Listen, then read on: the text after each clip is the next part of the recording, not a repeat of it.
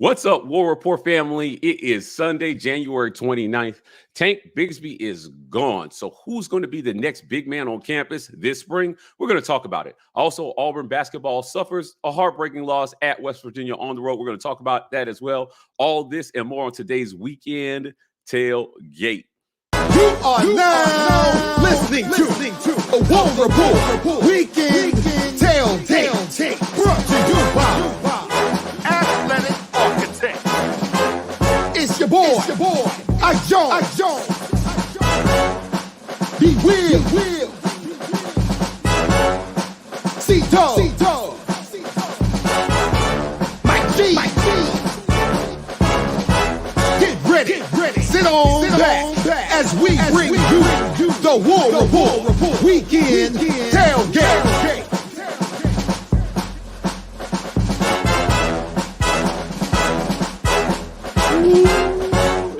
It's Sunday. It's your boy Mike G. I'm here with Ike Jones and B Will. It's your Weekend Tailgate. C-Dub has the day off, so it's just the three of us chopping it up about a little Auburn football. Fellas, how you guys doing? Doing all right. All right. Ready for some football. I feel that. Listen, Ike's got this demeanor. He's going to hit us with something special today. I can feel it. Something epic is going to happen today on today's show.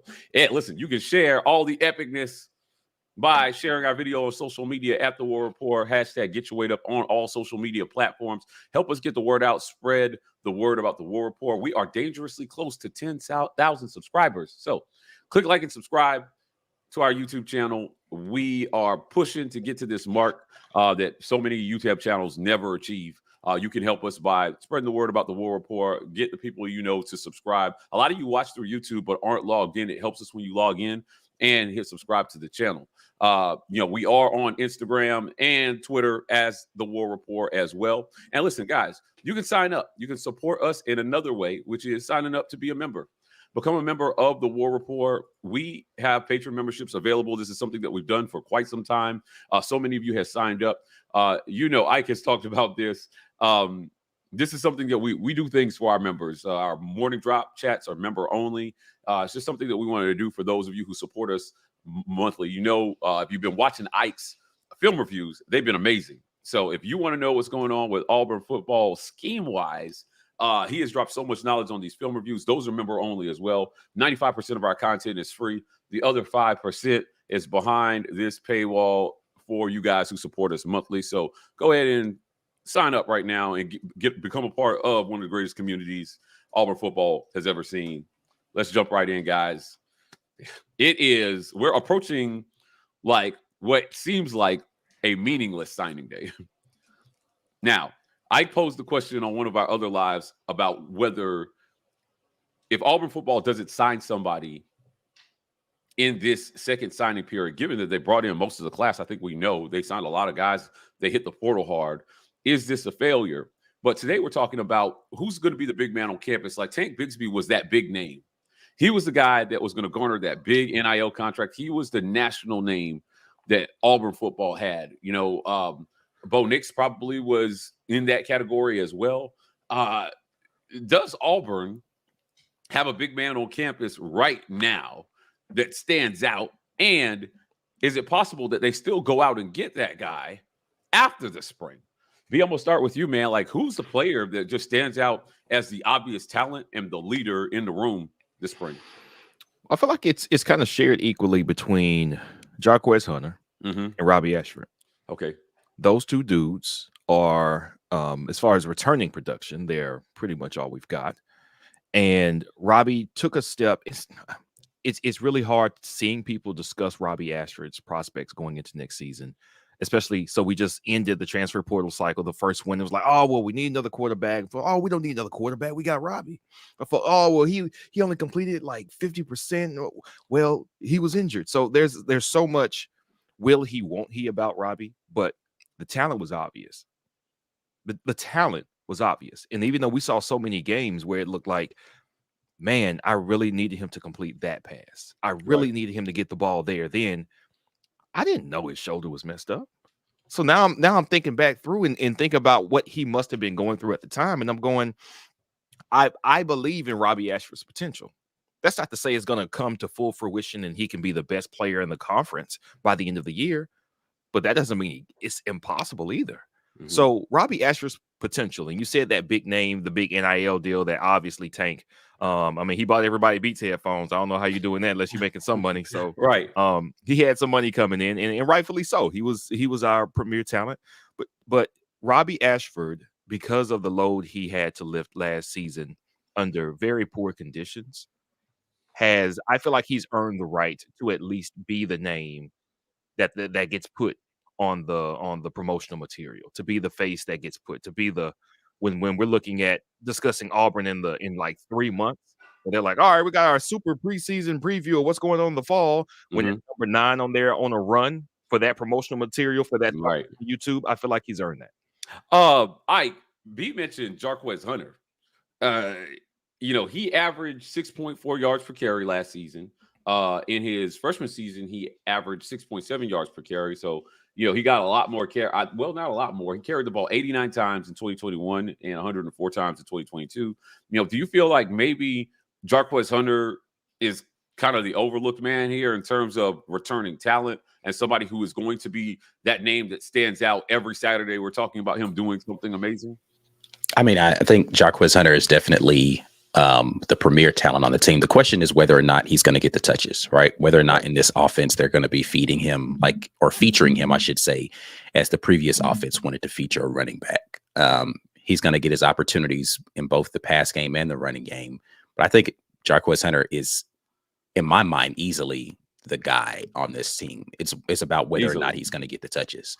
Everybody wants to focus on the quarterback, but listen, man, if the quality quarterbacks know how to just get the ball to playmakers, and that's really what they're going to want this quarterback system to do, is feature getting the ball out to people who can make plays. Jarquez Hunter's proven he can make plays. Over the last 2 years. He's done. Freshman year, jumping over a guy at Penn State. The touchdown he scored in the Penn State game this year at the end of the game, the touchdown he scored at the Georgia game at the end of the game, just like these plays where it's like, what, the LSU game at the end of the game. Jarquez Hunter can be that guy for this offense. He's just going to need to get his opportunities to do it. So to me, Jarquez Hunter, hands down, should be the feature and focal point of this offense. Figure out a way to put the ball in his hands. Let me ask you this, Ike. How many touches per game do you think he has to get in this new offense to be that guy? That's a good question. I mean, if we're talking about running and passing, probably close to 30, honestly. Like, you just want to put the ball in his hand. 30 touches? Oof. Yeah, running and passing. I think you can put the ball in his hand that many times. If they want to take him off of kickoffs and they want to take him off a punt return, punt block, punt coverage and kickoff coverage, take him out of all of those additional snaps, he's still on the field the same amount of time. Right. So he was on the field enough to do that these last 2 years. So why not just take him off of special team stuff, make him an offensive guy, and let some specialists go out there and do this other stuff and get Jarquez Hunter those touches? There's no reason why between running the ball 15 to 20 times and then 10 catches a game? Yeah, 10 targets a game that he can't be in the offense in that amount of time. He's proven he can do that many snaps. So why not give him that many touches? Let me ask you this as a follow-up before I jump to B. Last year, he had 17 receptions for 225 yards. He averaged 13.2 yards per catch, and he had 2 touchdowns, long of 62 yards. Based on what you've seen on tape, is there an emphasis between what you see from Hugh Freeze and, the offensive coordinator to get the ball to the running back through the air? Not an emphasis. And that's why I say I don't know what the feature set is going to be for him. Like, I think he can handle that kind of load as far as number of targets and touches, but I don't know how many times he's going to actually get the opportunity to do that. From looking at the tape, it's probably going to be more like 15. Right. Like, I think 15 is probably a more realistic amount of times that he's going to run the ball, and maybe he'll get 2 or 3 more opportunities in the pass game. So he'll probably get somewhere between 15 to 20 touches a game. The way that it's looked in the previous regime's other stops. They don't run the ball a lot in Philip Montgomery's system. But again, I really, it's difficult to say. I have to go back and actually look at the statistics to show it, because the tape that I have is, that's 2 sample sets. That's not an entire season. Right. And then Hugh Freeze, they're passing the ball a lot in that offense. So we'll see. Again, you brought up Jarquez Hunter first. I gave us some great insights. So jumping back to you about Jarquez Hunter, this is a guy who I felt like last year was definitely underrated. I thought he could have touched the ball maybe a few more times per game. I think I got like 3 to 4 more touches a game. As a guy who may be Robbie Ashford's kind of fail-safe, his bailout, the guy that he looks for, because they seemed to connect at times last season. What are your expectations for him in the passing game? Does he improve on those 224 yards, or is it just more touches on the ground? How do you see, how many touches do you think he needs, and how are they split up? I'm with Ike. I think Jarquez is a very efficient runner. I think the more touches he gets, the better, and the more ways you can get it to him, the better. But I'm also with Ike in that I don't see this power running emphasis definitely not from Hugh Freeze while he was here, and even when he was having success in the league. And I didn't watch Philip Montgomery's offense, but I'm of course taking Ike's word for it because he's watched the film. So if you guys don't want to have a power running game, then what do you do with a guy who can be an every down back? And number one, you're gonna be blocking, of course. Number two, he's gonna be an outlet for the quarterback. He's gonna probably be out in some pass patterns. But I wonder then if you adjust and say, I've got an outstanding running back, so let me freaking use him. Like, does that come into the mind? Like, we criticize Brian Harsin for not switching to a different type of offense early enough last season. Do these guys go, okay, well, we're just going to make this thing work? And it's not that it might not work with Robbie slinging it more. And that's really what this comes down to. Here's what you want to do as an OC, and here's your bread and butter. It could work. Could all of this be better by running the ball even more with a very special running back, especially if you've got the offensive line to support it? It could be something that just gives this offense more than it's ever had. But whether it's Philip Montgomery's or Hugh Freeze's, but these guys have to want to do that. And I don't know, man. Maybe Jarquez is like, give me 15, but maybe if I average 80 on the ground and 40 through the air, but we win and we go 10-2, who cares? Right. You know what I'm saying? I didn't get used to my full potential, but we winning and I'm happy. And I hope that's the situation. But I mean, I would absolutely love for, again, I've said this before, some form of Cadillac's commitment to the run game that happened last year. I wonder how much input everybody's going to get. Like, here you got an associate head coach that is a running back, that was a great running back, and he's getting great running backs. And that's another thing I worry about when it comes to this system. We're going to put a system out there that's going to be pass happy, which I think we almost have to be in this day and age of football. Cadillac is going to be convincing. We're going to be in it for the top running back in the nation or the top running back in the region every year with what Cadillac is as a recruiter and what he's been able to do. I think his rapport with recruits probably got better after that interim head coaching stint. Right. What are we bringing them here to do? And Hugh Freeze has to be able to recruit with the play and with what the offense does on the field. That's what every head coach does. Brian Harsin tried to do that with the Just Watch, right? It didn't work because what they had to Just Watch was terrible. So it didn't work. But he at least knew, this is how I'm going to turn the corner with what I put on the field. So what does Hugh Freeze put on the field as far as running back and run game goes? I don't know. I hope we use Jarquez Hunter to the fullest extent. If not, I hope we are winning going away in most games. I mean, double-digit wins. If you're not going to be using this guy, I don't want there to be a game where we could have salted the game away with some power runs, but instead we were tossing it and stopped the clock or got a turnover instead of letting an outstanding running back run the ball. That's what I would be looking for next year. Hugh Freeze mentioned in an event that he was talking to when asked about quarterback. He mentioned that, listen, I don't know who, like, the guy might not be on campus. I'm paraphrasing, but he said that out loud to people who donate to the program. Our quarterback may not be on campus. So in this discussion about who is going to be the next guy up, if you're Robbie Ashford, what do you make of that? You got invited you're the only player invited to Hugh's press conference. you're the only guy coming back right now with any significant experience. And, as far as you're concerned, we've talked about it being his job to lose. Hugh Freeze is sending a different message. Is this coach speak, or how hard are they going after the next big man on campus in the offseason and that second portal period? I mean, what he said about that whole situation was about whether or not the guy is mature enough. Like he said, Right. they have some growing up to do in that room. And Mhm. so I think it's incumbent upon the guys who are in that room to show that I have the poise and the maturity during the spring to eliminate any thoughts of that nature. He said he didn't know. That doesn't mean that he doesn't have confidence in those guys. He's just like, hey, I got to see him operate, because he also said, I'm really hard on quarterbacks, and you He have did to say be that. open to that Right. type of coaching.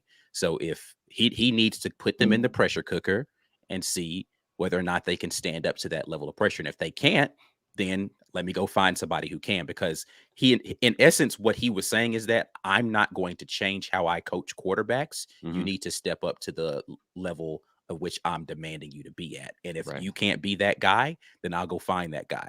So he's not guaranteeing you a spot just because you've been here before. Right. Show me that you're ready to take the reins. And if you do, it's yours. Great. But Yeah. you're going to have to work for it. What does that pressure cooker look like in the spring, though? Is it just the coaching, or is there situational football that they're putting them in to stress test them essentially and see if they can handle it? What does I it think look it's going to like? be a combination of, situational football, of like understanding what I'm asking you to do in certain scenarios, understanding how to read defenses, understanding where to go with the football, and then accuracy. Like when you're Mm, dropping back and you get on your back foot, can you go and you make this throw 8 times out of 10? Because right. this is going to be a throw that you're going to be required to make in this offense a lot. 8 times out of 10, I need to see you hit this. Okay. And if you don't hit it 8 times out of 10 today, and I coach you about it, and I say, hey, this is not acceptable, what is your reaction going to be? Tomorrow, are you going to come out and play better? Or are you going to sulk? Mhm. Are we understanding what we're supposed to be doing out here? Right. Right? Like, how is your attitude when I say that's not it? That's not good enough. But coach, I don't need a but coach. I need you to fix it. Right. Right. It's interesting. So, again, I just got a follow-up question on this whole, how do you put him in that pressure cooker in the spring during practice?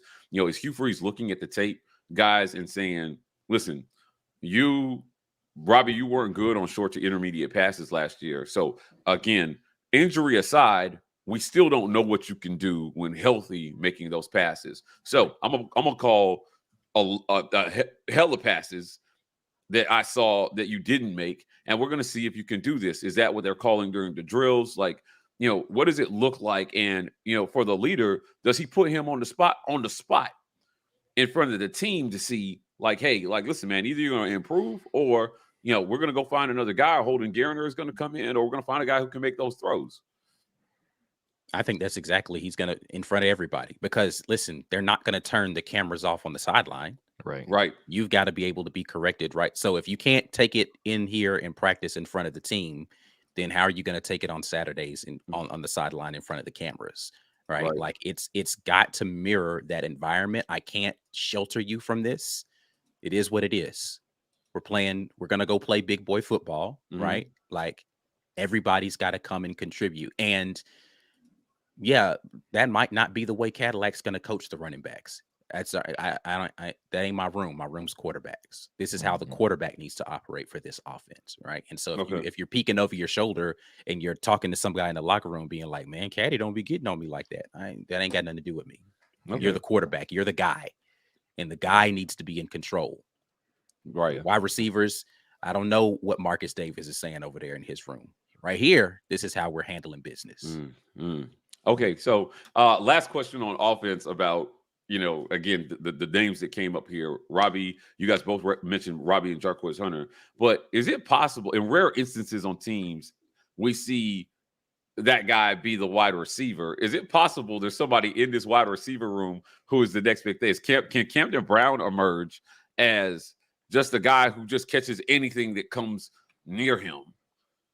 And, we may be looking at the quarterback and thinking they're pretty good, but the receivers are so great. Over the years, we've wondered about, like, whether guys like Joe Burrow, a lot of people, his detractors say, look at the receivers he played with.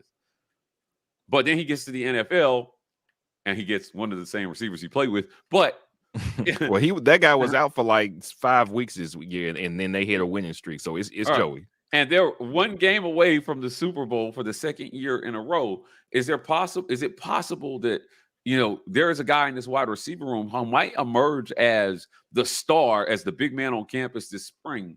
Now I know it's hard to do that without the quarterback being accurate, obviously. But, early in the early 2000s, I watched guys like Ken Dorsey for Miami. He had receivers like Santana Moss and Kellen Winslow, and he only lost like 2 games in college, but he was not NFL talent. I don't even know if he got drafted. He played somewhere, but probably not. I think he went to the 49ers for a little bit, didn't he? Yeah, he did. Yeah. Y'all ain't with no championships with a man. What happened? What happened? What happened? Oh man, come on, happened? All right, what happened? Is that what your measured demeanor is? Is it quiet anxiety about the game? Yeah, 100%. Yeah, right. Okay. So it starts in 40 minutes. So again, he had anything you threw near Santana Moss or Kellen Winslow, they were catching. And they were clearly the stars, and he was mediocre. Like, is there a situation like that may exist on Auburn's campus where we have some go-get-it receivers that are going to be the stars of this offense that nobody expects right now, that nobody's talking about?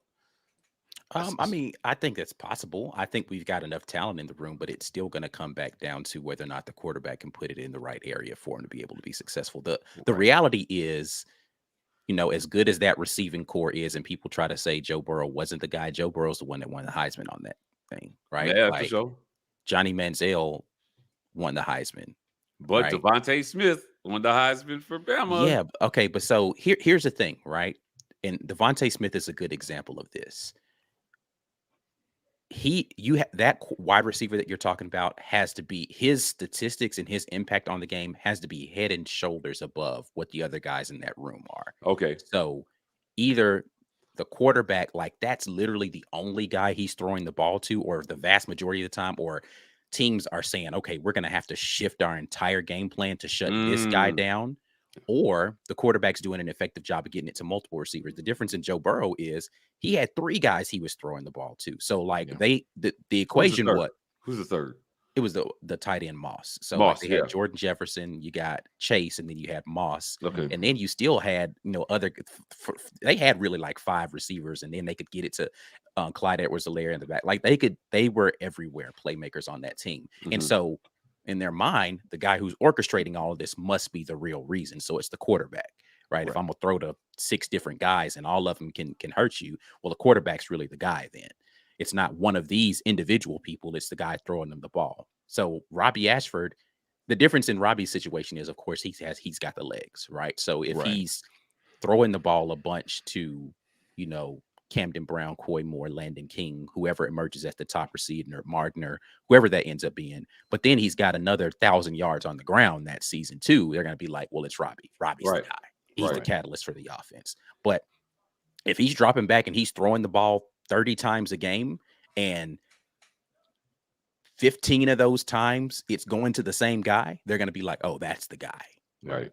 So, or even if it's not that many touches, it's just every time I throw to this guy, he's wide open because he's getting wide open, or he's making tough contested catches. I think it's more as a wide receiver, what are you doing with that opportunity? You know what I'm saying? If you're going to just be one of 4 or 5 guys who's catching passes regularly, but those other guys, they're getting their 10 yards and getting down, but you're turning it into 20s and 30s. Now we got to have a talk, you know what I'm saying, about how valuable he is for that offense versus the other guys.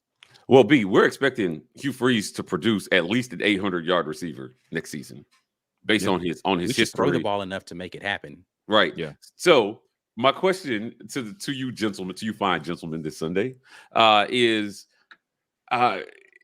it possible that guy, like, if that guy, is it possible that guy, that 1,000-yard receiver emerges and that's the guy? Because, Camden Brown's getting a lot of the, hype here, and rightfully so, based on what he flashed. But, is there a tight end that might emerge, like an Evan Ingram type that played under Hugh Freeze, or some other guy that we're not looking at, that in this system, it might be more conducive for a tight end to emerge as a big man on campus? I know it's not common, but it happens. And we've seen it at other schools. Can a tight end or somebody that we don't expect on the other end, a slot receiver like Jay Fair, who can just come in and just eat yards over the middle. And next thing we know, he's got a 1,000-yard season, averaging like 8 to 9 yards per catch, but getting, what Ike is talking about with Jarquez, those 10 targets and catching 90% of them, right? How likely is it in this system that we see that guy emerge? And who do you guys think that is?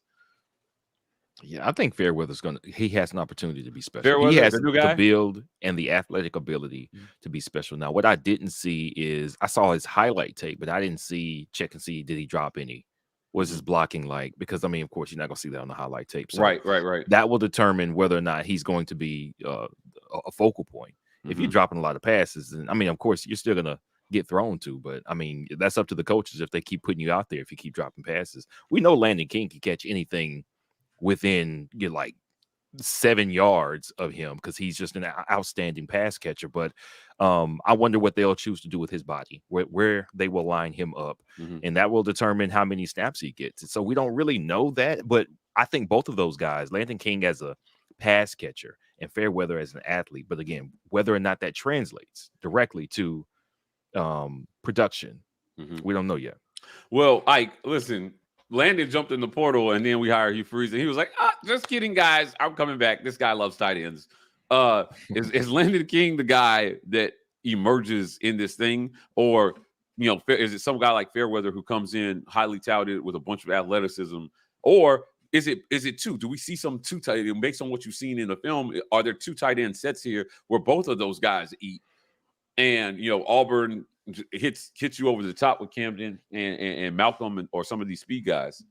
I think that the vast majority of what the film shows is it's going to be a one tight end system. Okay. That doesn't mean that they never run two tight ends, but it's usually a single tight end situation with 3 wide receivers to spread it out. But the good thing about having tweener or versatile guys like Landon King and even Fairweather is that you could have them both on the field and then just split one out as a receiver. So you could always have 2 tight ends on the field.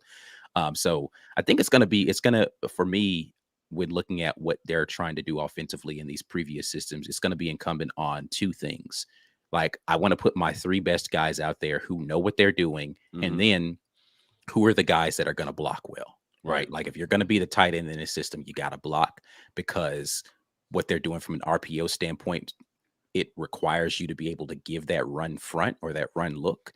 And that tight end is usually going to be an outlet scraping underneath. But that when they run the stuff that requires like a trap block across this, across the face, and they're going to go downhill with the run, you got to be able to handle that. Fairweather, I think, is physically set up a little bit better to do that. But to B's point, I haven't watched enough of his game film, because I don't have any, to be able to say how good a blocker is he. Physically, he looks like he should be able to run everybody over, but blocking isn't always about physicality. Sometimes it's about mentality and technique. And does he have those 2 things? I don't know the answer to that. I need to go try to find some film and just watch him throughout the process of the game. Is he just, and I say just as if that's a bad thing, is he just a receiving tight end, or is he the complete package at tight end, right? Is he a Noah Fant, or is he a, George Kittle?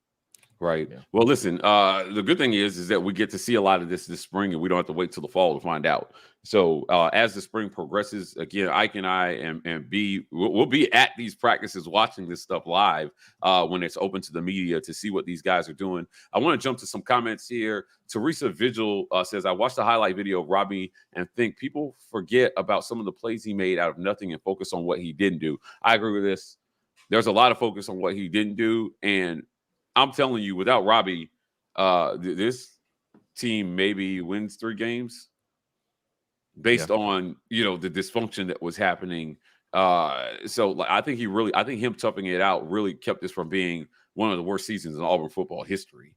And we know what that looked like. Phil Petway says, I think 15 to 20 touches a game is a good workload for him. He's talking of Jarquez. 25 if he's hot. Yeah.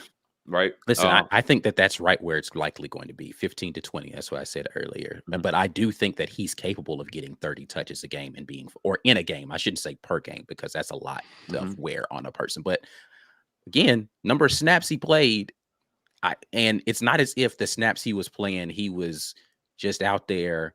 Like, he was returning kicks, right? So that's an additional couple of runs per game that he's Mhm. touching the ball, right? Because hell, the other team was scoring a lot, so we was receiving a lot of kickoffs.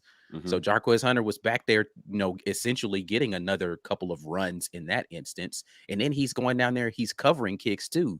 So it's like physically, he's taking a bunch of hits per game that have absolutely nothing to do with touches. So I don't worry about his stamina or his ability to be able to do No, 25 in a he's a game. beast. He's a beast. Yeah. Yeah, he's a beast. So I agree with that too. Super chat from our guy Jazzy Joe. Jazzy, if you're gonna hit us with the Jazzy challenge, we love that. We've got a special segment we can hit later. But he says, do y'all think we add someone in the spring that takes the spotlight from Hunter and Ashford? This is the discussion, right? Well, they're not going to add anybody now because they're done adding people. Right. Yeah. Right. But I think he means after the spring, do we add somebody who can come in and take the spotlight? Hugh Freeze has hinted at this. If somebody doesn't step up, it will be a focus for him. And I think it's going to be a focus anyway, because we've got to be able to build depth at some point. And that means having 3 guys that can do the job and not just 2 and a walk-on, or 2 and some guy who's never going to play. And to me, that's what it's looked like in recent years. Now, TJ Finley is going through the spring, and that gets lost in this conversation. I'll be interested to see how Hugh Freeze manages that. Whether he's had to sit down with TJ to say, hey, man, what are you doing? Right? Like, you've returned to the team. Nobody's talking about him, but he's on the team. And if he's going to go through the spring, does he take reps from somebody that maybe those reps need to go through to with his presence this spring? Me personally, if this is just how I feel, and listen, I got love for TJ, but if he's not going to be here, I don't want to see him take reps from Holden. I don't want to see him take reps from Holden. I'll be interested to see how Hugh Freeze handles that. Do you guys have any thoughts on this? No, I agree 100% that his commitment to sticking through the process, I think, should weigh heavily on how many reps he's taken or where he takes those reps. If you're just kind of here waiting it out, then I think he should be immediately at the 3rd string depth position. And if he's playing better, then okay. If you're playing better than the guys in front of you, then it doesn't make any sense for me to not give you a legitimate shot. But that's not to say he doesn't deserve a legitimate shot to compete for the position. But I think it should be incumbent upon what he's stated his commitment is, and then does he show that commitment on the practice field? On the practice field. Now, listen, nobody. I mean, there are probably like 3 people who know what he's doing. A lot of us assumed he was transferring because of how things went down, the change in coaches. But I can't see him being good in this system personally. I don't see it. And a fresh start might be as tough because you've used up your one-time freebie transfer, and if you do go to another Power 5 program, you're gonna have to sit out a year.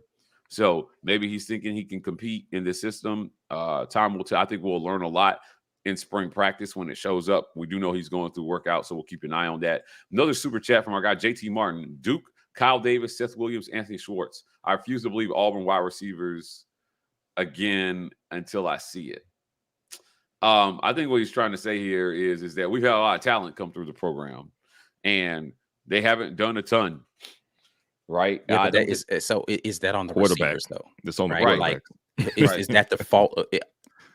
Believing in the receivers, I think, is a belief in whether or not the quarterback can get them the ball. Now, if we go to 2021 and we talk about ridiculous amounts of drops, right? Like I can get with you there, but Seth Williams, people remember the big drop against Bama, but he didn't have a big issue with dropping the football. Anthony Schwartz was kind of every now and then he'd have drops. Kyle Davis, that was more off the field than on the field. Duke didn't have any issues. He was but the issue was you had Nick Marshall, as talented as he is, throwing you the football. You had Bo Nix, sporadic accuracy, throwing you the football. We're throwing the fastest guy in college football. TJ and Robbie, interception prone, fumble prone, bad offensive line, accuracy issues, throwing you the football. So it's not the fault is not in the wide receivers there. It is in the quarterback and the offensive line. So a belief in the receivers is one thing, but you have to. It's got to start with, can you block them up front, Mhm. and then is the guy who's throwing the ball going to get it to you? Right. That's facts. That's facts. Right. B, you on the way on this? Yeah, I mean, I agree completely. I was thinking the difference. Duke Williams became a Mm. problem, if you could call it that, once Yeah. Jeremy Johnson was the quarterback. See. I forget. I skipped all over him in that Yeah. process of running down. 2014, Duke was cool. I mean, he was putting up yards, making big catches. 2015, Yeah. Do different things happened. you guys remember? Was it 2014?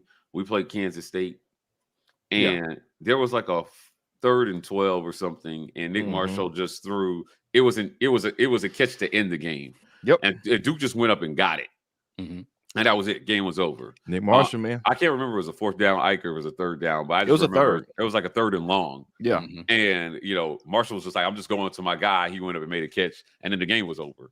And I'm hoping that maybe we see some of that. These names that he listed here made me think back to that time, thinking, God, it would be just nice to have a guy you can just throw the ball to, and then boom, 1st down, game over, right? Yeah. So we'll see. We'll see if Auburn can have one emerge this spring. Jay Smith, if Robbie can't pass, Auburn will not get great wide receiver recruits for years to come. I don't think this is on Robbie, honestly, because I'll tell you what, we didn't pass at all in the early 2000s, and like they still were able to get guys like Ben Obomanu and Devin Aromashu and Anthony Mix to come through the program without a passing game, or with a passing game that was erratic or subpar at best. So I think this is more about the system. This is more about the targets. This is more about whether the opportunities are going to be there for the receivers to make catches. I think this does have a lot to do with who the quarterback. But if he can't pass well, he's not going to be the quarterback. It's going to be on correct. the bench. I'm about to say the second half of There you this go. is incorrect in that if he can't pass well, it won't matter. Somebody else is going to be starting at quarterback. So it just is whether or not they can recruit another quarterback to come in that will be enticing to wide receivers. But correct. In reality, to your point, Mike, it is a lot about the system, because you're telling me any of those Bama quarterbacks were impressive before they went on their run of getting all of those impressive wide receivers in that system. Name the quarterback that changed that. It wasn't. It wasn't because, I really want to catch from very sporadic completion percentage Jalen Hurts. No, that's not what made those guys come to Bama and want to be a part of a run of really great wide receivers that came in. Tua wasn't on campus yet when all of that stuff started happening for them, right? They were there at the same time.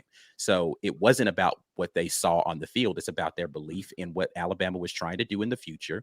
They had Lane Kiffin now as the head coach, and they were like, oh, wait a minute. If Lane Kiffin can do that with these dudes, imagine me in that system. So to your point, it's not just about Robbie. It's about showing what can happen with the system and then selling the Brian Harsin line of just watch. All right, cool. Just watch what I do with these dudes. Now imagine yourself doing that. Facts. Blackwing says Jarquez is like that Nick Chubb kind of back, but more elusive. I think he's very elusive. He's sneaky elusive. He's sneaky elusive. I don't know if he's more elusive. I'm trying to think about Nick Chubb and elusive. I don't know that. Chubb was kind of like a bowling ball, wasn't he? Yeah. He was kind of like, you just can't tackle me. He had a very low center of gravity, and he would just get between the tackles and make plays. I think Jarquez Hunter is good inside out. Personally, I think he's a better back than Nick Chubb, and we'll be talking about him at the NFL level, representing Auburn, at a high level. So I can't wait to see him.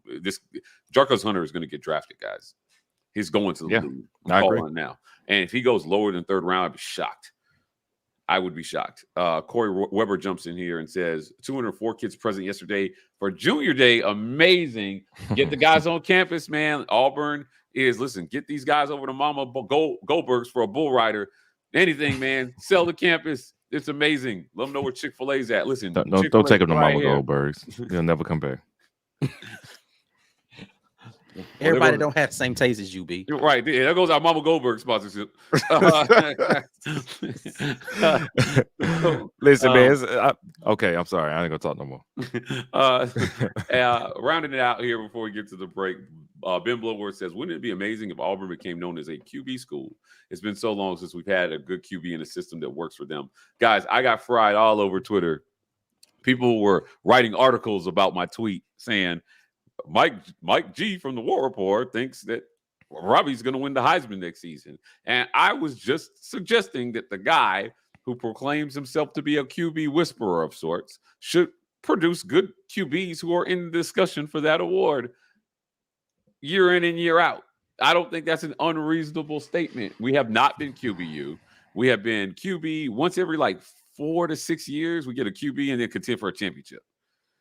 That seems to be the pattern here. But we haven't really had that guy since Stidham because they were one win away, one SEC championship game away from making the college football playoff that year. So it takes a while, but when they do find a guy, I just think Hugh Freeze should be able to shorten that 4 to 6 year window to like 2. Right? Every other year, because you're putting those guys into the league and then the next guy is coming through the system. So creating a pipeline at quarterback, it could start with Robbie, right? It could start with him. I turned him from, less than 50% completion percentage and a hurt shoulder into a starting all SEC quarterback, which I think should be his floor if Hugh Freeze does the job here. What do you guys think about Auburn becoming QBU under Hugh Freeze? I actually like what Chris Sanders said right here. Let's be offensive tackle you. That helps a lot. Showing his history, though, of guys he puts in the league, right, it's been tight ends and offensive tackles. Okay. Right. Like for the offensive players, as serviceable a guy as Chad Kelly and as Bo Wallace. Bo Wallace were. Mm-hmm. Not those weren't NFL caliber quarterbacks that he had in that system. He made them SEC caliber quarterbacks, but they didn't turn into some amazing pro players under his tutelage. Well, to be fair, Chad Kelly was doing some dumb stuff and he got himself in trouble multiple times. So I don't know if he might have gotten a shot, but he might have gotten a shot. But I'm saying, who's sitting here looking at Chad Kelly and saying, man, if he had really gotten his shot, he'd have turned the league upside down. Mm-hmm. I don't know. Nobody's saying that. Let's be real. Right. But he's got offensive tackles that are played multiple years in the league. He's gotten tight ends that played multiple years in the league. Those are the spots that he seems to recruit really well and elevate to pro caliber. Correct. So, whether or not he gets the statement that Mike made, I think is more about the potential of Robbie Ashford more so in conjunction with what Hugh Freeze is able to do at that position. If you can take Bo Wallace and turn him into somebody who's competing for the SEC every year, then you should be able to take a guy who is electric, because nobody's confusing Bo Wallace for electric. Exactly. Nobody's ever stated nobody said Chad Kelly and electric in the same sentence unless they were talking about him probably doing the slide improperly at some campus party, right? Like that's the only reason that those two should reside in the same sentence. Right. Facts. So if you've got a guy who is that good athletic, and you said Chad Kelly can't dance, bro. That's an assumption. All right. I just didn't see him move well enough to assume that he could dance. But anyway, so you got no moves. You ain't got no moves out there, Chad. You're right. You're right in the sense that I get what Mike was saying, which people like to make a lot about positive vibes in the offseason anyway. But if Hugh Freeze is as good as he thinks he is, obviously, and as good as I don't want to take anything away from him. The fact that I know Bo Wallace's name is a plus in the Hugh Freeze column. Yeah, that's the truth. I should not know. We remember him. I know. Yeah. I remember this dude's name. I mean, a lot of it has to do with the fact that they beat Bama with him, but also they won like 9 games with Bo Wallace. Like that's it. I don't know what he's doing now. They like to joke about Stetson Bennett with the car with the Kia dealership. Bo Wallace probably got the dealership, and he probably happy in the mug to have that dealership. And Hugh Freeze did that for him. So if you can do that for Bo Wallace, then yeah, Robbie Ashford's potential, which let's be clear here, the Heisman room is about production. The Heisman Award is about best player on best team. Correct. The room is about production. So what we're looking at is, okay, we don't win every game. We don't go undefeated necessarily, but if you can bring down 2,500 yards passing with over 1,000 yards rushing, you can't do that quietly in the SEC. Yes, and then you're in the room. Listen, guys, great discussion here. Well, we're going to get to the break here. Share this video at the War Report and use hashtag Get Your Weight Up so you can help us get our content out there. We are dangerously close to 10,000 subscribers. So if you've heard us talk about this is a milestone for us that we want to achieve here probably in the next 30 days, hopefully, shorter than that. So share our content, help us get us out there. You guys are the greatest community online for Auburn, and we appreciate you guys. As always, hit like and subscribe on the video. Check us out on social media. Right now, we're going to get to our sponsors and tell you some more about how you can support the War Report. This edition of the War Report is made possible by our generous sponsors. AuburnSports.com. For news and notes on all things Auburn Sports, head over to AuburnSports.com. Athletic Architects. For young athletes looking to secure their financial futures, let Athletic Architects help you start to build your financial house. Head over to BuildTheHouse.com. And our giveaway sponsor, GWT2 Energy Consulting Services.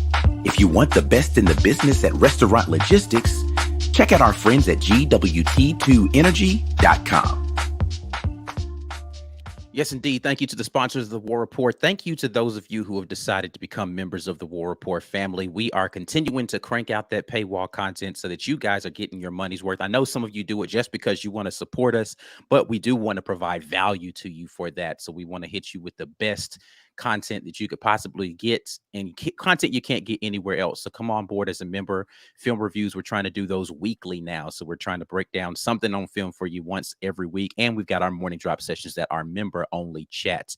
You can gift a membership right now in the live chat, right down there in the bottom. If you're on a desktop computer, you can gift memberships to other people here, and the first month of their membership to the War Report will be on you. We appreciate that. YouTube randomly assigns that. We don't have anything to do with who gets those gifted memberships, but we appreciate those of you who want to bring other people into the fold and continue to support the War Report in that way. We'll give away another mug today because you guys love them so much. GWT2 Energy Consulting Services continues to allow us to give away free stuff. Hashtag get your weight up in the comments to be a part of that drawing. We'll be doing that drawing here in about 20 minutes. So make sure you get your hashtag and spelling correctly right there. War Report mug coming to some lucky winner there. And audio stuff. We're doing all of that. Auburn Express, powered by the War Report. Things like Mike Mack and the Memes, the Amen Corner podcast, and Lobtown. All audio only at the Auburn Express. So make sure you tap in wherever you listen to podcasts. Yeah, thanks for that, Ike. Guys, moving the discussion forward. Auburn basketball played a game yesterday. They lost on the road to West Virginia. Played half a game yesterday. They played half a game, 80-77. It was looking like they were going to get mollywopped at first, and then it turned into a game after they woke up a little bit. Tough loss in the post game. Bruce Pearl described the loss as a missed opportunity against an NET top 25 team. I want to open this part of the discussion about how huge of a missed opportunity is this in the long run? And did Auburn basketball learn anything from this loss? I mean, we're getting to the point in the season where, what kind of improvements can we realistically expect from this team? Or are they who we thought they were at this point? Ike, I'm going to start with you. What did you see yesterday? I don't think we know who the Auburn team, it's so sporadic. And this is an unfortunate reality, is that the team plays differently in different games. I think we're starting to see more definitively how teams are going to defend us. The question is, can we pivot and get some good, solid productivity out of when they're going to trap the pick and roll? How are we going to do it against that? I think we've got a good plan. We've just got to execute, again, the shot making out of that. I talked about that before on the last game. We didn't do that early. We did it better late in the game. Second half, a lot better on the execution of how they were going to play against that pick and roll action. Defensively, I think we've been sporadic. The first half of that game, West Virginia pretty much got whatever shot they wanted, and Stevenson was shooting out of his mind, so it didn't really matter how they defended him. Shot in hand in the face, wide open, he was knocking everything down. So, defensively, we weren't great in the first half, a lot better in the second half. So I think it's difficult to know what team you have right now. But what is clear to me is that this is probably one of the better coaching jobs I've seen Bruce Pearl do, as far as him making adjustments because before this season, we almost never played zone. But he realized this team needs to, because we're not going to go as deep in our rotation, because we don't have two guys in that rotation we thought we would have, and Chris Moore has been injured. they're playing more zone to try to conserve their energy a little bit more on the defensive end so that we'd have more for the stretch run. He shifted up his rotations a lot from what he decided he was going to do earlier in the season. He has done a really great job of making this team be competitive, or putting them in situations to be competitive every single game, despite the lack of offensive firepower that we have. We've been competitive and still scoring more than, for a team that does not score well, to average more than 70 per game is still good. Like, again, I think people, we get caught up sometimes in like the fantasy reality duality of what we remember from the past, and forget that we haven't lost a bunch of games. We still play good defense, and we still score 70 plus per game. Auburn let Eric Stevenson go 7 for 10 from 3, and then lost by 3 points. Defensively, where did they break down in this one? And it's funny. We talk about this on the football side a lot, about guys having their most prolific games ever versus Auburn somehow. But this guy went off from 3. It was a close game. There were some missed opportunities, certainly, but defensively, what happened, man? And why weren't they able to shut them down, man, and get the win defensively? I saw that one dude keep putting up shots, and I kept thinking, all right, he's not gonna hit all these. And he did. He hit just about all of them. I don't know what you say about that. We talked about this last week and said, so if the other team has a guy that's just a hooper, just a bucket getting basketball player, then we're in trouble because we can't really go shot for shot. Now, the thing about Stevenson, he's not really that guy. He's not, I'm going to just give you the ball at the top of the key and you're going to make something happen. He got it in stride, or he got it at the end of the shot clock, and he was out at the perimeter, and he's just hitting stupid shots. I don't want to take anything away from our team defense for that, but also, why do individual ballers just keep having the games of their lives against us? Right. So on one hand, it's like, well, we play good team defense. You need somebody to bail you out. And at least you've got somebody to do it, because right now, if I told you we need one person to get 25 or we're going to lose, we're probably going to lose. The stats bear out that we don't have a guy who can just go get it. You got it. And he can get it. And apparently, and Ike told us this last night in the chat, we were trying to get him in the offseason, the Stevenson guy. Is that the guy we were trying to recruit? Yep. I mean, now we found out why, right? I know, right? Yeah. Like, Bruce has an eye for talent. I mean, it's not like we were disrespecting them. We were trying to recruit them. It's not like we pulled a scholarship last minute. Like, nah, man, we got somebody else coming in. Don't worry about it. Because he was balling against us, like we turned him down. But I don't know what to say about this defense other than I think last year we knew that we were only 1 or 2 shots away in the games that we lost when we started losing games down the stretch of the regular season. We were so in every game because our defense was phenomenal. Right. What Walker Kessler and Jabari allowed us to do was, you're not going to get more than 65 against us. Like, you're just not going to do it. So we just really had to hang around, and we could do it. Jabari could shoot the 3, keep the floor spaced and the opportunities there for everybody else. Now, we weren't able to take advantage of those opportunities, but it seems like we had a lot more leeway last year, which is why we won a lot of those games. This year, we don't have that leeway. Right. We do not have the leeway to go, oh, well, we're just going to go really, really cold or a lot of turnovers in one half and let it get out of hand. But no, we don't. We can't. We were turning the ball over. I want to say that down the stretch last season when everybody was kind of getting a little worried, we turned the ball over, or we had poor outside shooting games, but we'd be down like 4 in the last 2 minutes. This team, like, we're going to get down double digits if we're playing like that. And we still don't have the shooter to get us out of a hole. That's right. And so now to say I'm worried that's the wrong word, because I don't know what we'd be worried about. I think we've got enough to win enough games down the stretch to put us in the tournament, because I thought us coming back was a win. Right. It's moral victory, sure. It's a game we could have won, absolutely. If I woke up on Saturday morning and thought, all right, I'm not going to bet Auburn, but if I did, I bet West Virginia to cover and the over. I'm going to bet the over because I don't think our defense can hold them down, because they haven't really been holding people down. And I'm going to bet West Virginia because we turned the ball over too much. And after that first half, I was like, look at that. And then the second half, I was like, well, I don't know. We fought back. We showed me something in that respect because we were on the road and we're experienced now. I expect us to fight because senior Allen Flanagan, senior Jalen Williams, is he a junior or senior, Wendell Green? think he's a junior. I think he's junior, but He was a tons of sophomore last year. minutes. Yeah, Zep Jasper, senior. Like, we are a senior-laden team. We should be able to battle back the way we did. We shouldn't get flustered. But why does that senior-laden team have the first half that they had? Right. All these guys have played so many road games, man. Like Cardwell. It's like we have too much experience to have the first halves we had. My question for us would be, I don't expect us to start magically shooting better. I do expect us to get better taking care of the ball. Like, not getting run out of a gym in the first 20 minutes should be something we are able to do just by experience alone. And the fact that we haven't quite nailed that down, that still worries me.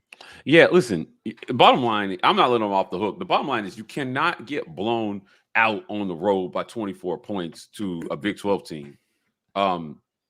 No, wait, I got my notes mixed up. That was Alabama that got blown out. I was about to say, I think that's the Bama game you're talking about. Yeah, they got blown out, right? Right. That was good. Yeah, we thank were you. there to the end.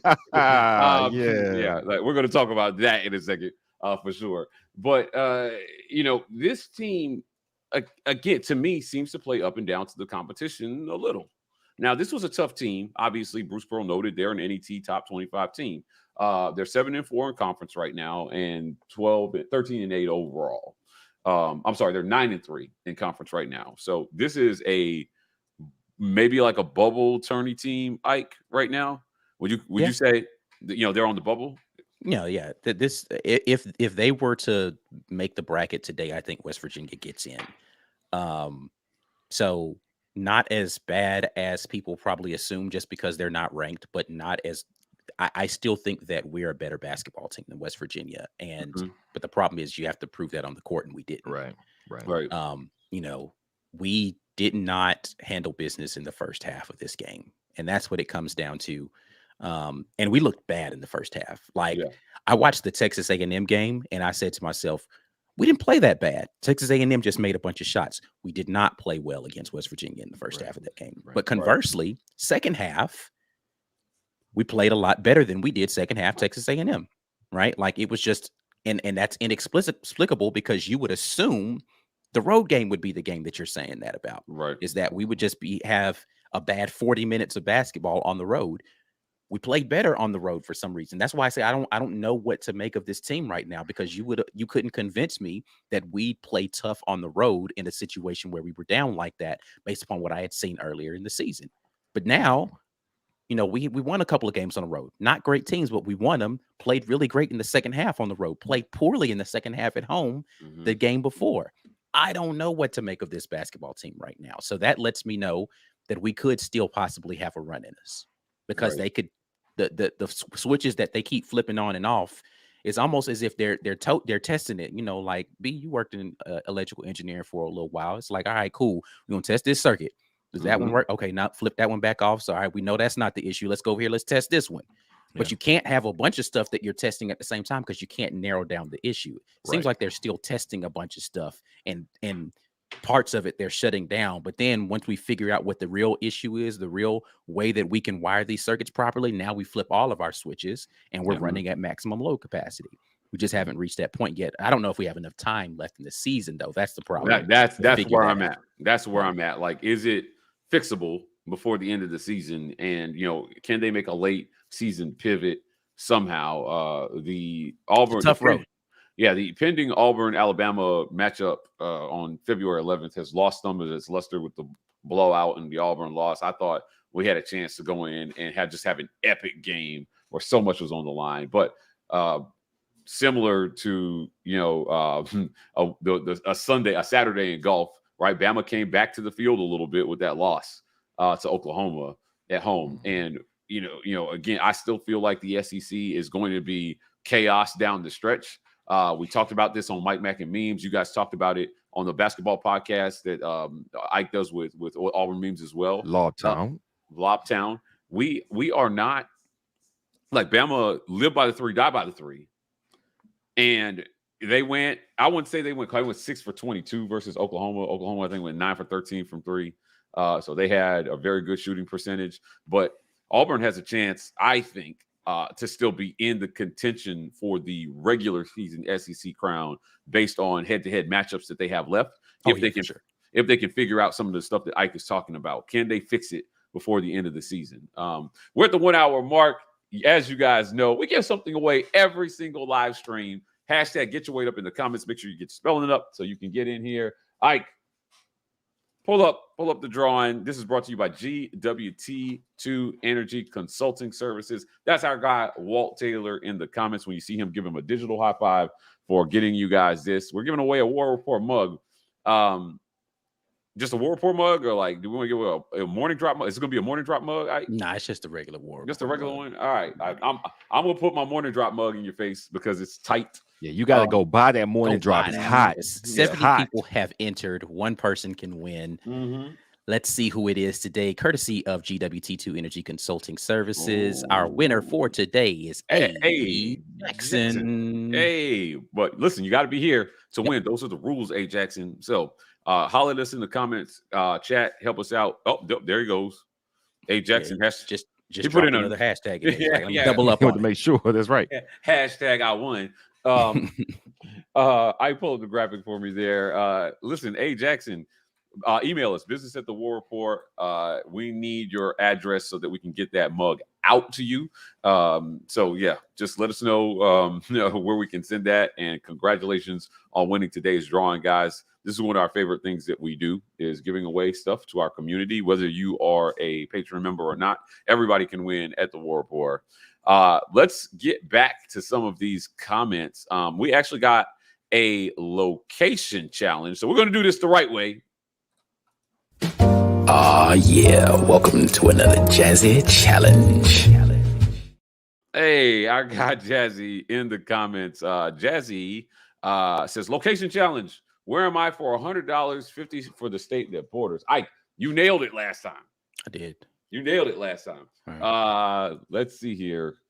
I forgot what I said last time. I'm gonna go. I know exactly what I said last time. He was in Pennsylvania, right? Last time yeah. He was in Pennsylvania. I'm going with Arizona. I'm going out west. Slang it out west. Right? Y'all see the dance on TikTok? I think it's Tennessee. I said Tennessee last time. Yeah, he was not there. Since we get 50 for border states, I'm gonna say Georgia, so we can be Alabama, Florida, South Carolina. We are covered. Okay, all right, cool. Listen, Jazzy, let us know where you're at so we can see if we won something or absolutely nothing here. The Jazzy Challenge is hard. And sometimes by magic we just guess it. I think one time I guessed the city. You did. I remember that. I guessed the city. I tried that on lottery tickets. It did not work. I'm going to keep trying until the air tag in Jazzy's pocket when you met him paid off. I know. Hold this for me, dog. Let's get back to some comments here. You guys have been great. Kobe Morris, I know this isn't related, but Bruce Pearl's upcoming recruiting classes are kind of concerning. No, what do we think about the? I'm not concerned. You're not concerned? No. So because of two major reasons why. Okay. Number one, we've already got a dynamic scoring guard that's set up to come in. Okay. Yes. We've already got another big man that's set up to come in. Wait, who's that? Aiden Holloway. Aiden Holloway. That's right. He's already a 5-star McDonald's All-American. He's a true. Yeah. We've already got another big guy that's set to come in that's been recruited. And the transfer portal looms super large in everybody's season. Even more so in basketball than it does in football. Really does. You can go get one. If I said this last night, maybe it was in our chat or I was talking to somebody. Imagine Stevenson if we had gotten him on this team. Oh my goodness. With the way he can shoot. Oh my goodness. Wow. He wouldn't he wouldn't have to be our top scorer. He just need to be a guy who's like, you can't leave him. Yeah, keep him honest, right? And he's going to bring you toughness. He's going to go and play hard on the defensive end. He's going to bring you like a lot of energy and leadership. But imagine him on this team.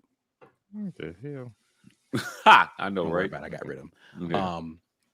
So yeah, you're literally one player away from being a completely different basketball team if you just have a shooter on the squad. Yes, right. Then I also expect if they are patient enough with the process, for both Traore and Westry to be better next season. So what you've got right now in Trey Donaldson, who is a breath of fresh air as an additional ball handler. Traore comes in and he can play better in his sophomore season. Westry comes in and he can play more minutes and play better in his sophomore season. You add a scoring guard, and another big man, and you hopefully keep Janai Broome for another year, no, I'm not worried. Not concerned right now. Yeah. My concern would be if we lose. Oh, Jazzy says it's in Nevada. Mike got close. Oh, okay. I got close. I knew he was out west. Every time he says he's in the east, the next time he's in the west. So next time we're going east, right? That's what he's got. That's the logic I'm going with. Yeah. All right. So, but as far as recruiting goes, I'm more concerned if we lose some of the guys who we think are coming back. Yeah. I.e.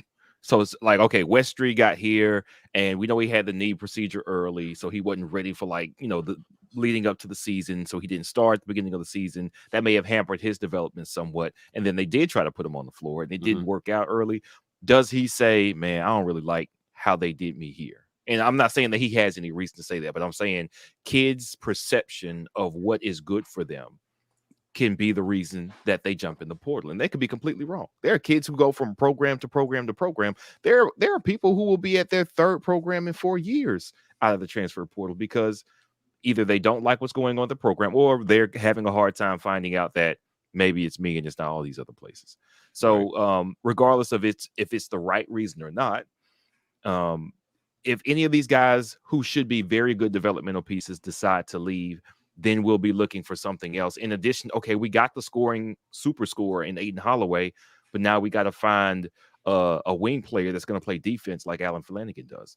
Like we pieces that we kind of take for granted here. We're all like, man, where are the shooters? Where are the scorers? Listen, we are sound defensively. We're not awesome defensively because we don't have a rim protector like Walker Kessler to erase everything, and a four like Jabari Smith to also do some erasing and some one-on-one defending as well. So yeah, we lost some defensively, but we still got a lot of good pieces. I think losing Simo for the games we lost probably hurt, right? And even not just that, yeah, he was back, but he's not 100%, and he doesn't look like 100% right now. He doesn't look like he's in the flow that he was in. So Simo, a developmental piece, Jalen Williams, a developmental piece, Cardwell, a developmental piece. We have players who have really been more the identity of Bruce Pearl type teams that have been here and that we've kind of taken for granted. If those guys don't stick around, I am way more worried. How many guys are going to go from one team to another team just to play defense and rebound? I don't know. I mean, I'm not saying you can't find them, but Bruce is correcting the mistakes, what we've been missing as far as personnel by getting scorers. We got scorers coming in. Right. But we need to keep we have to re-recruit the guys we've got. Yep. He's Donald. That's part of recruiting now. Keeping the guys on your squad is part of the recruiting job coaches face these days with the portal. Yeah.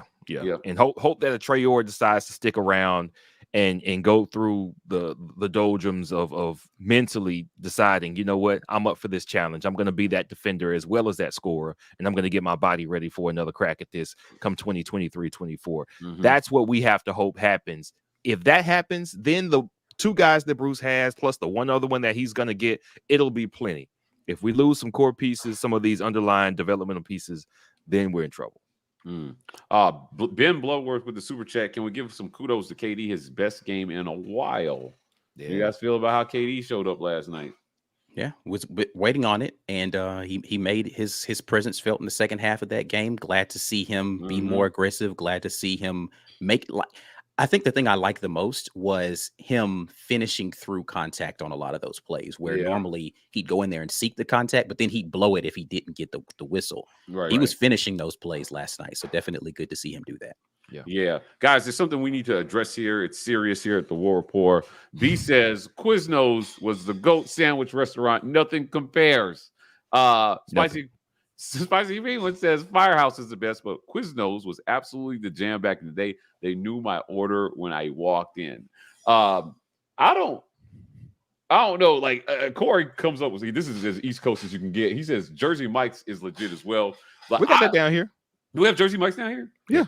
Okay. Yeah, because I'm a Jersey Mike's fan. Let me tell you something. I had a friend who worked at Jersey Mike's when I was living in Jersey. So there's nothing more Jersey than eating at Jersey Mike's in Jersey. And I walk in one day and he used to make me sandwiches for free. And I told him, I said, let's do something crazy. Can you make me a sandwich with every meat and every cheese you have in here? Plus bacon. Guys, I can, without a doubt, with all the confidence in the world say every health problem I've ever had stems from eating that sandwich. It was. Yeah, I about to say that doesn't sound remotely It even was.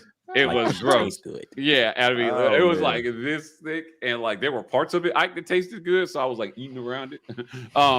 But yeah, Jersey Mike's was definitely my jam back in the day as well too. So we talk about food a lot here on the War Report because it's important.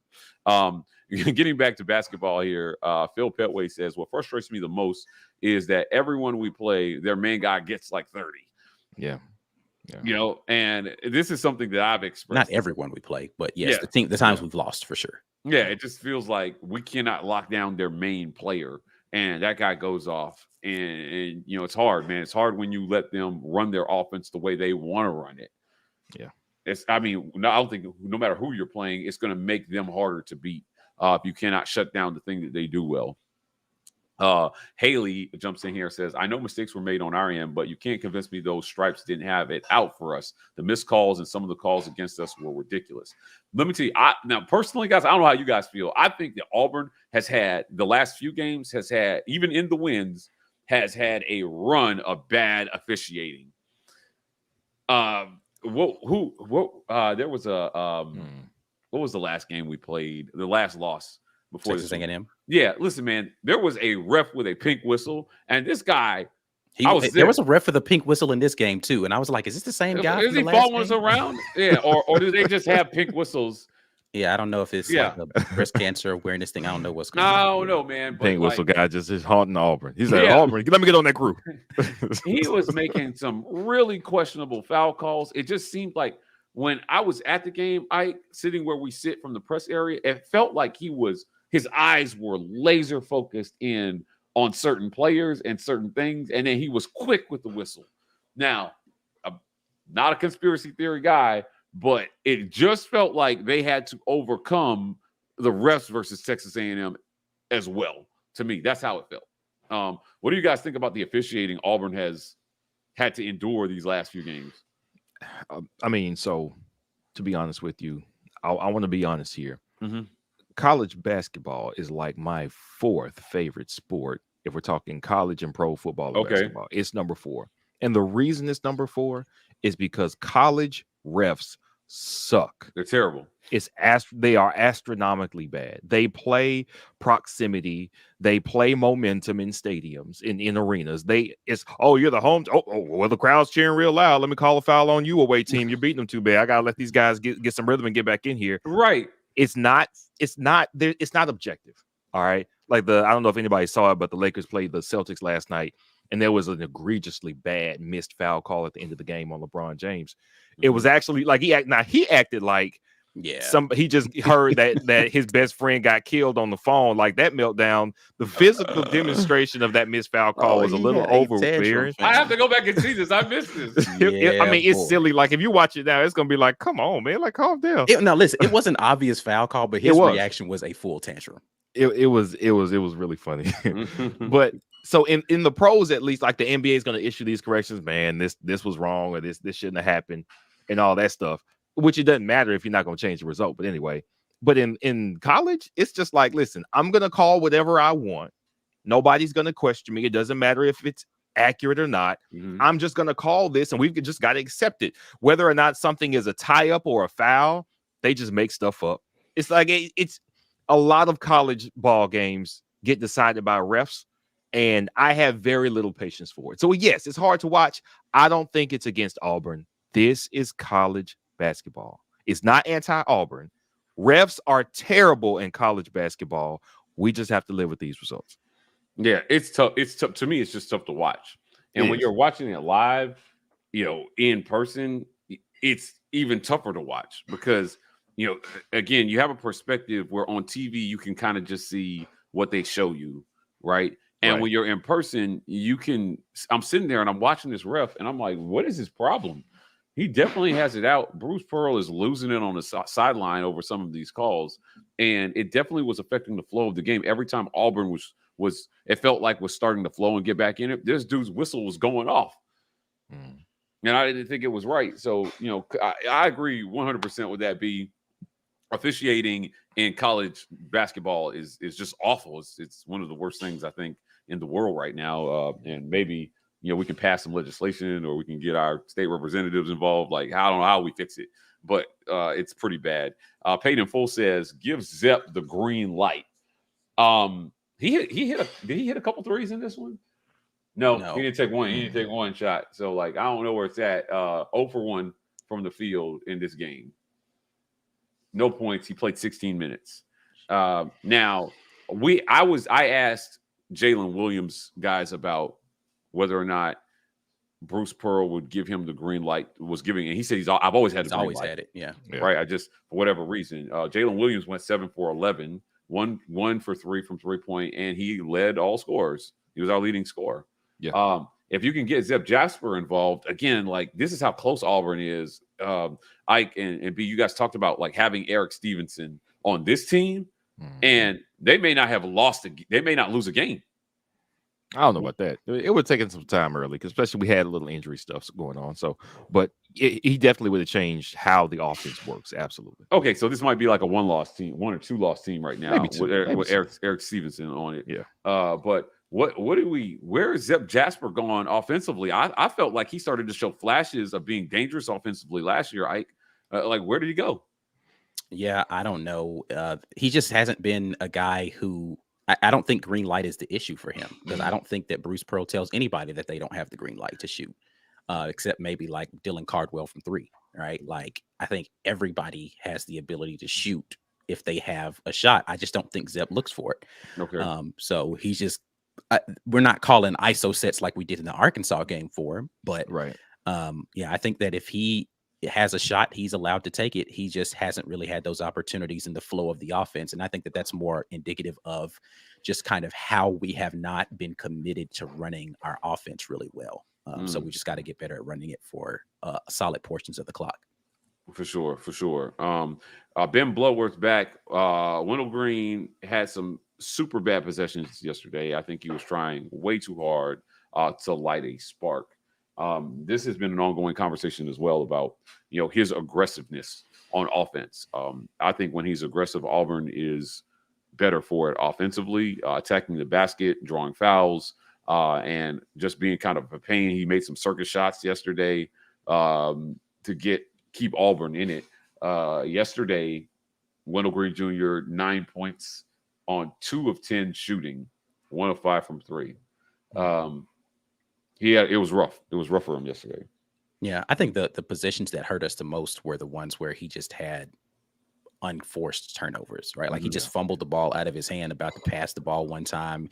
He was dribbling down the court a couple of times and losses. Like, those are the things that hurt the most from Wendell yesterday. I didn't have an issue with any of his shot selection so much. The one time where he tried to reverse it, I don't think he needed to. He could have laid it up with his left hand on the same side of the rim. It came out, but selection of shots, I didn't think was his issue. I do think that he was pressing, to Ben's point here, a little bit sometimes, and he just turned the ball over, just doing routine stuff. So I don't know what that was about, but it was kind of weird. Yeah, it was kind of weird.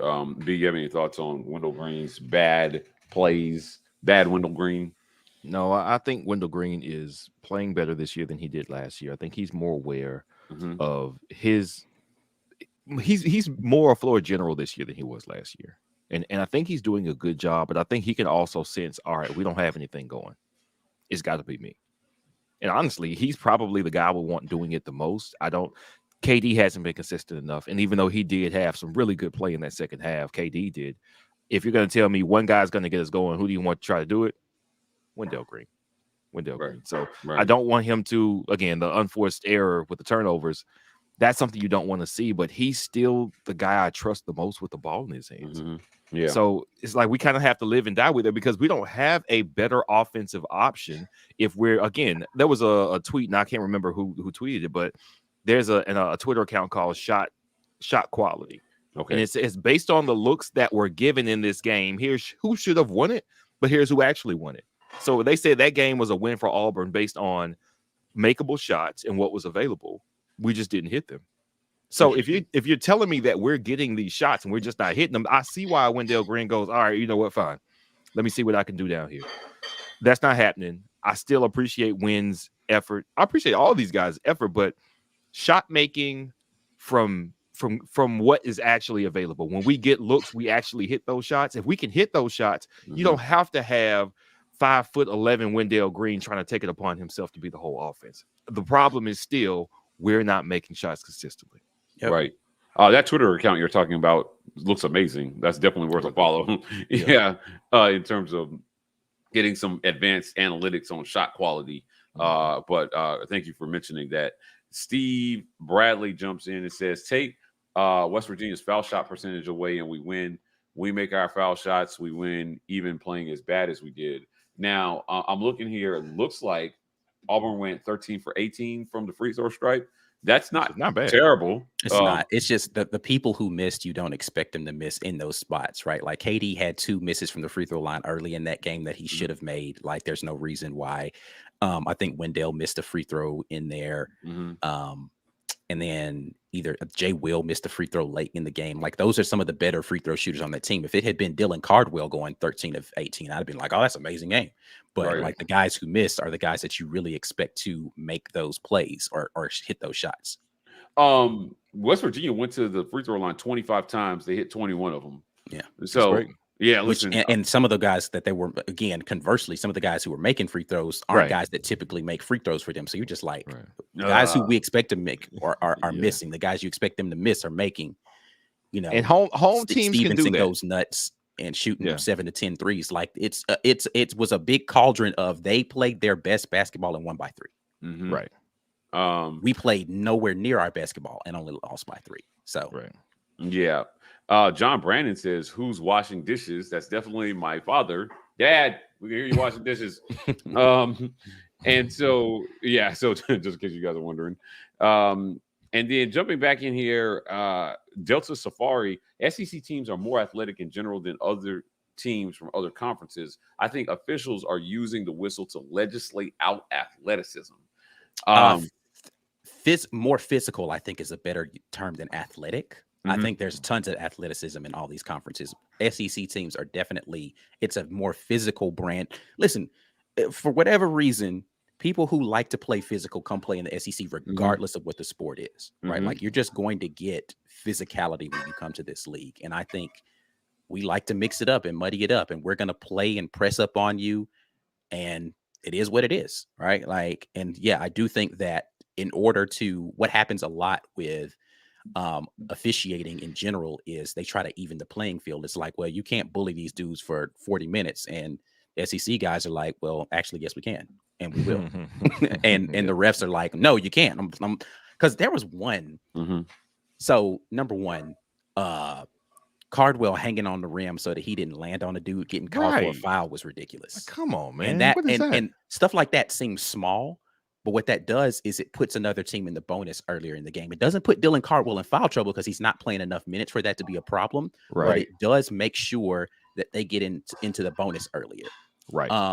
Janai Broom got some kind of touch foul. He ends up fouling out of the game late. Now, ultimately, I don't think him fouling out of the game with like 14 seconds left was a problem for our team.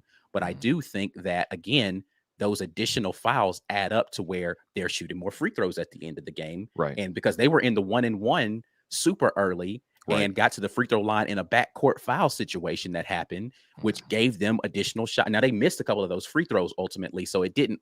But you see, my point is that officiating impacts the game in a lot of different ways, not just in how many times you get to the free throw line, but how early you get to the free throw line and who's in foul trouble on your team. Dylan Cardwell got 3 fouls in the first half of that game, 2 of which, or excuse me, 1 of which wasn't a real foul. So he had to deal with foul trouble for the remainder of the game because of a stupid foul. Right. KD got one playing a hand check call on a guy drive. And I was like, come on, bro. Like, that's not that. You can't call that, man. He wasn't impeding his progress to the lane. So it's not. So I don't know. It was just a lot of silly stuff, again, that puts you in different positions. And now late game, the scenario is different because of the way that the game's being officiated. Right. Absolutely. Stephen Bradley, again, are we still under sanctions per Scully's, or can Coach Bruce Pearl really hit the portal for hot shooters with height? Where are we at with the NCAA sanctions? We're going to lose so many guys in this offseason. I don't know that it matters. Matters. Like we're gonna have scholarships available. Yeah. Steve Bradley, Mike G, are you talking about the redheaded ref that kept talking to Stevenson? I saw him pat his rear end one time. I'm not That wasn't sure. Pink Whistle guy, because the Pink Whistle guy was a black dude. So I don't know. Yeah. And in the Texas A&M game, it was a black dude as well too. Yeah, and he just kept on making these stupid calls that weren't for us. And when it's not for Auburn, guys, let's be clear, it's a stupid call. So just call the game right. I think it's in the handbook. Make the right call, dude. God sees all. Oh, that was God a fumble. sees all. Hey, man, chill out. I'm sorry.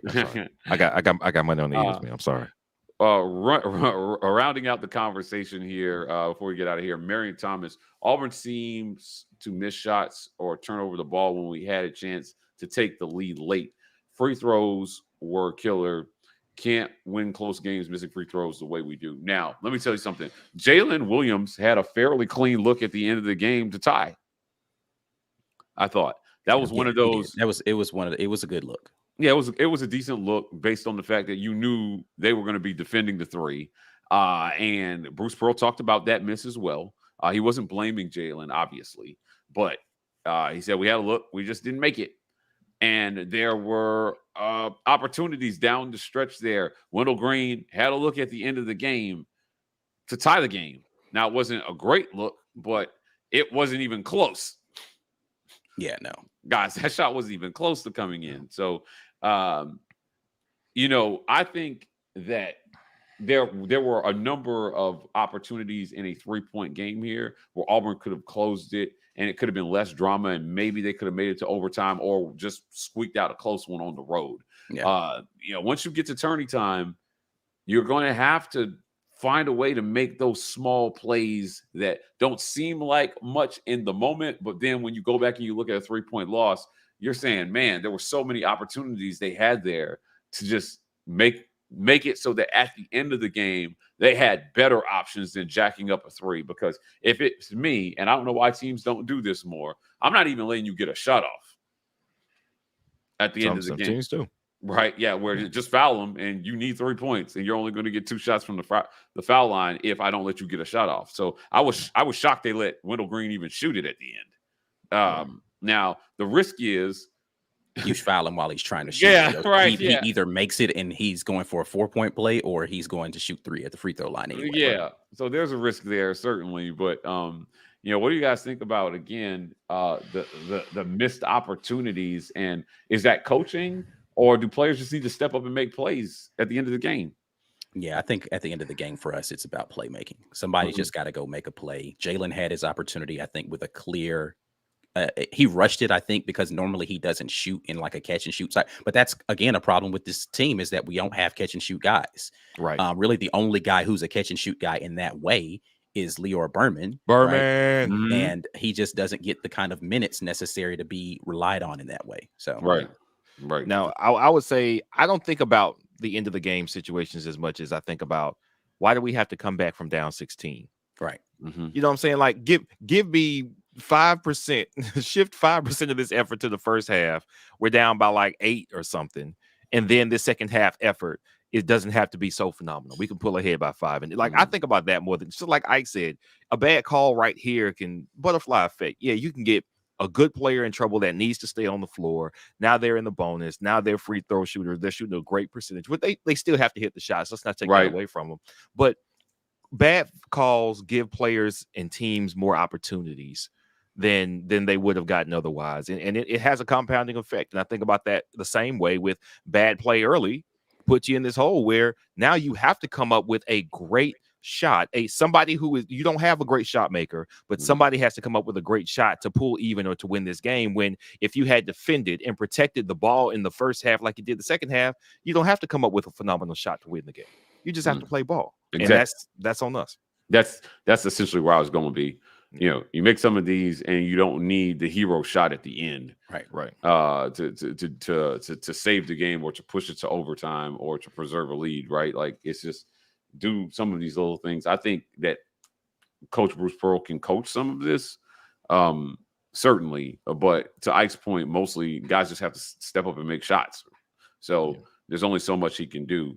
I want to thank everybody. Great discussion today. I want to thank everybody for joining us on today's Weekend Tailgate. Guys, share our content.